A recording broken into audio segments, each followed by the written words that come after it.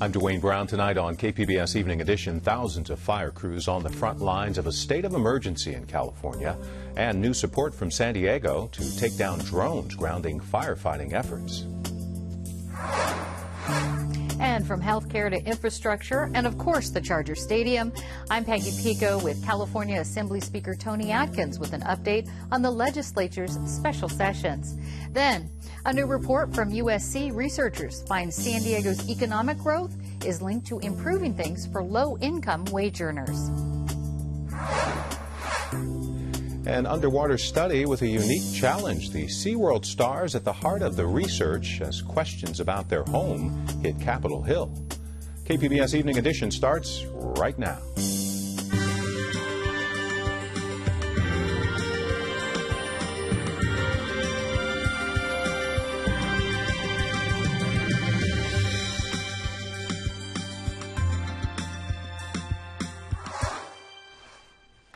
Hi, good evening. Thanks for joining us. San Diego continues to clear away the legacy of police misconduct. City Council approved 2 more settlements for victims today who say they were groped by former officer Christopher Hayes. He pled guilty and spent 5 months behind bars. The latest settlements totaled nearly $1 million. An attorney for one of the victims says the city needs to do more to reform the police department.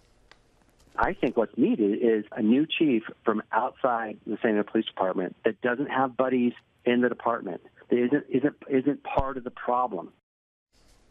Revelations against Hayes, former officer Anthony Arevalos, and others led the former chief of the department to ask for a review from the U.S. Justice Department. So far, roughly half of the 40 recommendations have been implemented. Following up now on allegations against the top boss at the North County Transit District accused of harassing older women employees. Former managers say CEO Matt Tucker maintained it was one of the perks of power to hire younger women who were easier on the eyes. Brad Racino with our news partner iNewsSource has more. Brad, these managers were deposed for an ongoing lawsuit against the district. Remind us what this is all about. 2 years ago, one of the district's former employees, Virginia Moeller, filed a lawsuit against NCTD alleging she was laid off from her job due to age and gender discrimination. Now, the lawsuit has been moving along since then, but it wasn't until April when 2 former NCTD managers went on the record to support Moeller's claims. And their statements echo what we've been reporting for years, that there is a culture of harassment and intimidation at the agency, which may be the cause of all of the district's problems over the last few years. So what does all this have to do with the lawsuit? Well, Moeller and others deposed said the chaos at NCTD, which we've covered extensively over the last few years, has a lot to do with the way Tucker hired and fired people. Moeller described it as knee-jerk hiring and firing that went against internal policies and employment laws. The managers also backed her up. Richard Hanisch, the district's former chief financial officer, said he addressed these violations with Tucker multiple times. And what was Tucker's response?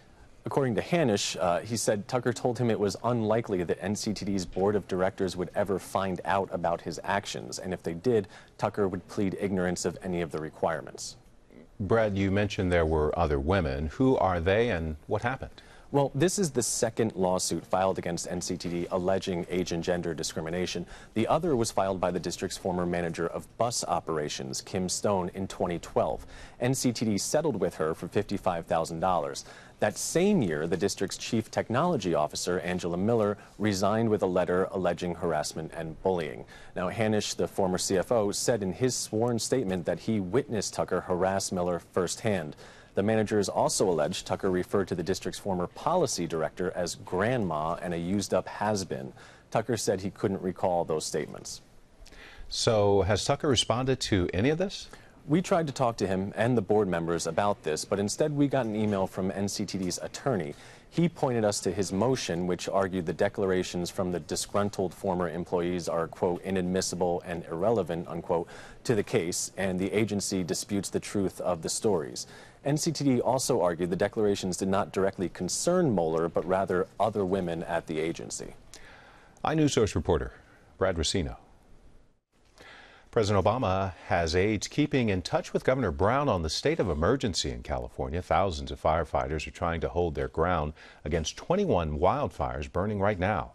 The White House says the national preparedness level was raised to 4. More than 14,000 federal and state workers are on the fire lines. San Diego County supervisors fired back at drones grounding firefighting efforts. A drone actually got in the way of a brush fire last month, burning on Interstate 15 in the Cajon Pass. Today, supervisors backed a pair of bills punishing drone operators flying over firefights. When we need that equipment to put the fire out and to save lives and save property, this recreational activity with this little camera thing is far too dangerous. The bills levy fines against the operator. Another proposes jail time. A detailed plan for San Diego's climate action goals has been released. It has specific strategies for how the city will move to 100% renewable energy in 20 years and dramatically increase the number of people who walk, ride bikes, or take public transit to work. We are basically on the cusp of passing one of, if not the most ambitious climate action plans in the nation. The public now has 60 days to review the plan before it goes to the full city council this fall. 3 NFL teams who want to call LA home make their pitch to league owners next week. The Chargers are on the agenda. Today, county supervisors approved $500,000 for experts helping with the new San Diego stadium. The challenge for stadium backers: the team walked away from stadium talks. The Chargers disagreed with plans for an expedited environmental report. California Assembly Speaker Toni Atkins is playing a role in the Charger talks. She joins Peggy Pico with an update. California Assembly Speaker Toni Atkins, good to see you again. Thank you. It's good to be here, Peggy. Well, now, Speaker Atkins, as you know, one of the biggest issues in San Diego right now is the new Charger Stadium. What was your role during the NFL stadium talks last week? Well, to be honest, it was fairly minimal. The mayor invited me to join them in the discussions because I think, it's important for them to know that there is a role that the state can play in Assembly Bill 900, which already is existing legislation. And it basically says that the state recognizes that if the governor supports this project as a legacy project, that we would have the same rights that other cities with arenas, stadiums, and ballparks have had, which is basically, if an EIR is done, would have a legal exemption and a 270-day window in which any legal actions would be resolved fairly quickly. Okay, so it gives that exemption gives an option for a quick resolve if there's going to be any challenges to that. City Council Democrats Todd Gloria, Dave Alvarez, Marty Emerald voted against that $2.1 million to be spent on an environmental impact report on the new stadium. Considering San Diego's huge infrastructure backlog, is spending $2 million on an EIR a wise use of taxpayer money? Well, I think that is the decision of the City Council. My role is as the Assembly member and the Speaker of the Assembly in terms of legislative efforts that might be needed to support a city's bid. I think that role for the City Council is appropriately theirs. Mine is different. Yours is focusing on the state legislature for that exemption. Right. I see. Let's talk about the special legislative sessions going on right now on infrastructure and healthcare. What are the goals of these special sessions? Well, I think the issue is to talk about how we do transportation funding, because today our methodology is sort of outdated. It's based on a gas tax. California has been at the cutting edge of electric vehicles. We have more than 200,000 now in our state, which means a reduction of greenhouse gas emissions. That's great.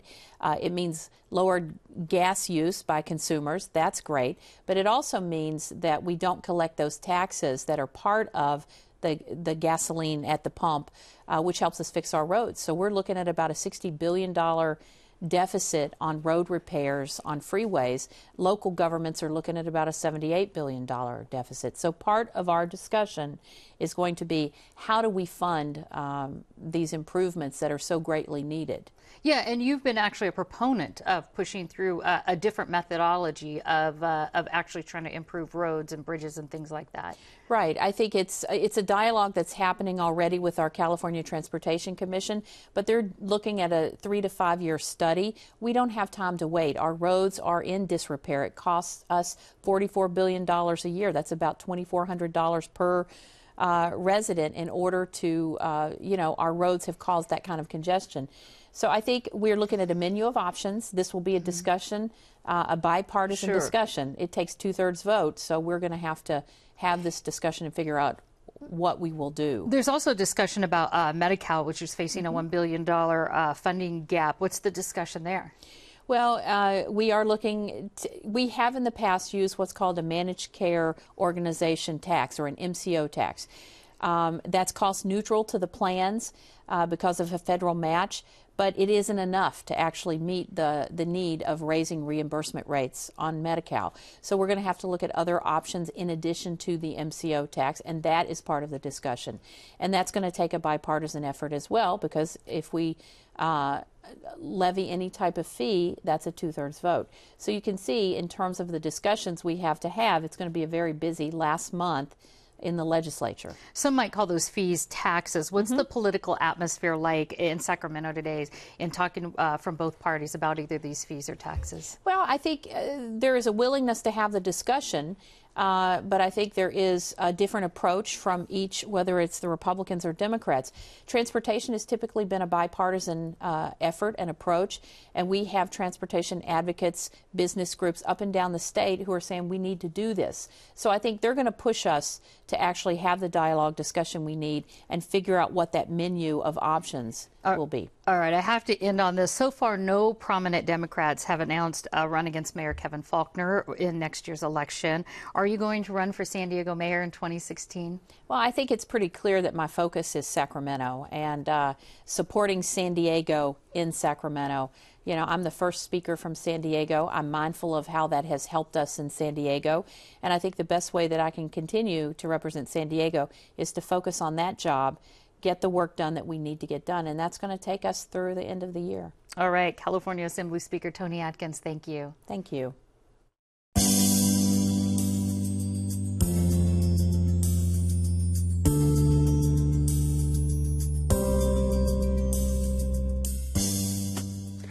Hunting doesn't always have to mean killing. Some trophies are waiting to be found if you know when and where to look.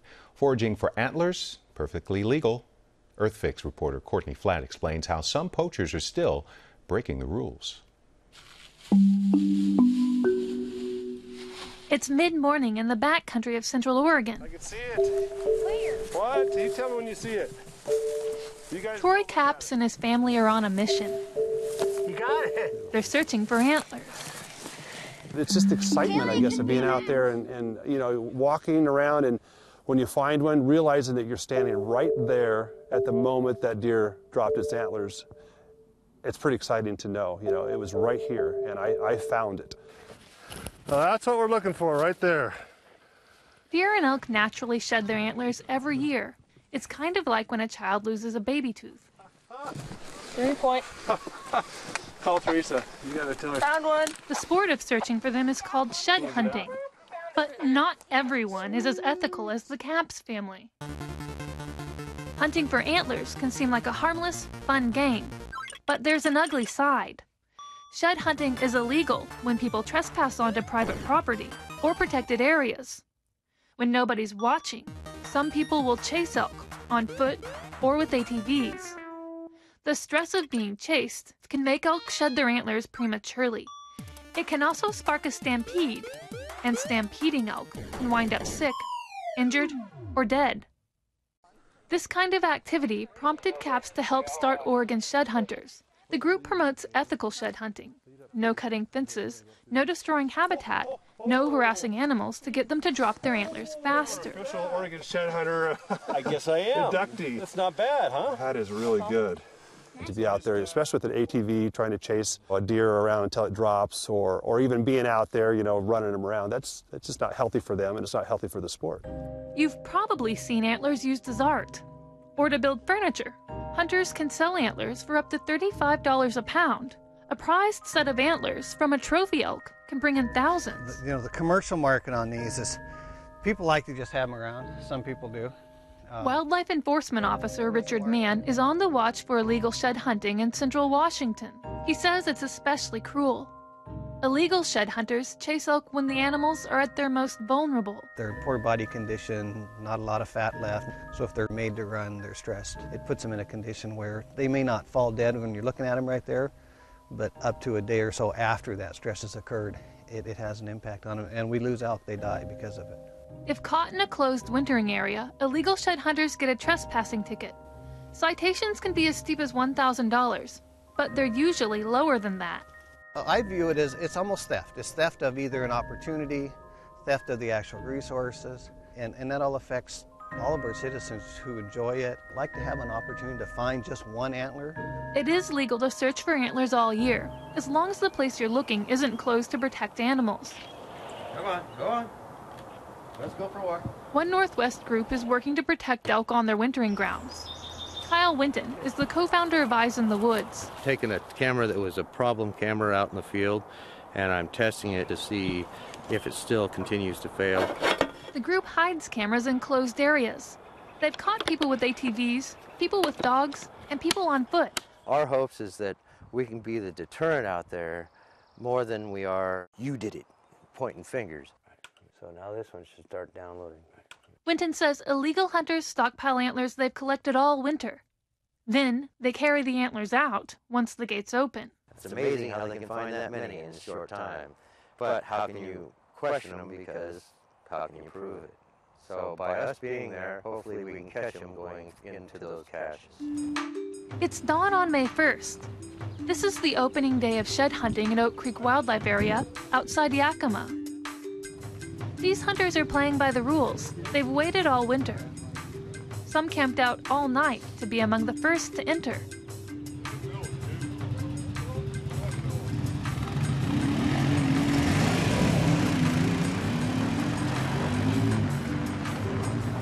By now, the elk have migrated into the mountains.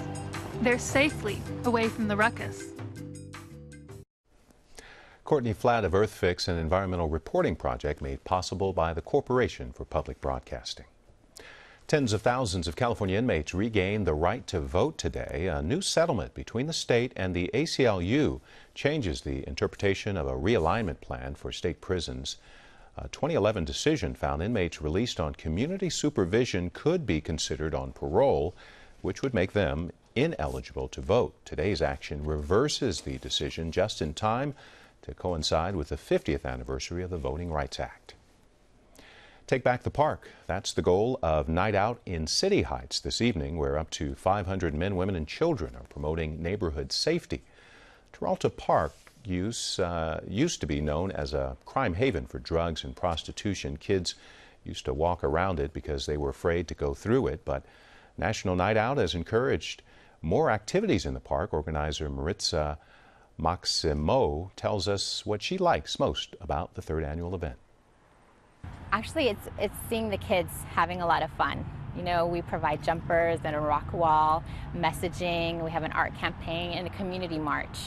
I think the community march is really where the community comes together. We have the chants. We're walking around the radius of the park, actually about a mile total, and you see the passion.